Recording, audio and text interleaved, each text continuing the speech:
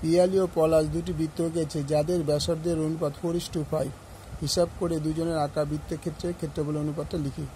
তো মনে করি প্রথম বৃত্ত ও এ ব্যাসার্ধ 4, দ্বিতীয় বৃত্ত ও বি ব্যাসার্ধ 4।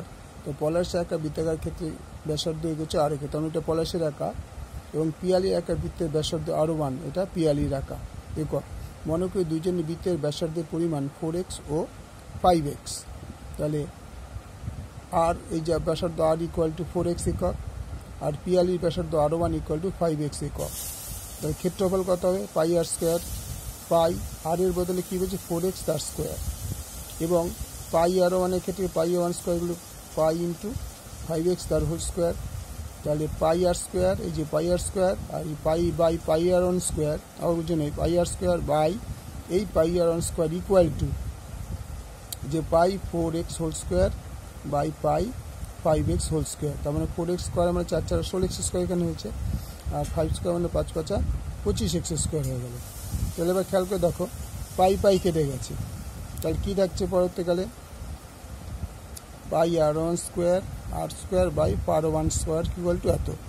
তাহলে এইটা ইস্টু এইটা, অর্থাৎ pi r square is to pi r one square equal to 16:25।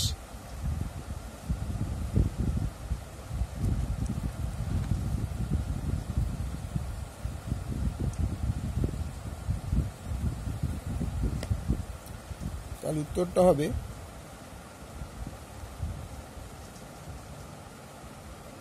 উত্তরটা হবে পলাশ ও পিয়ালির আঁকা বৃত্তের ক্ষেত্রফলের অনুপাত 16:25।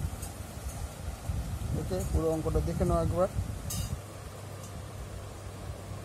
ওকে, থ্যাংক ইউ। লাইক করো, শেয়ার করো, সাবস্ক্রাইব করো।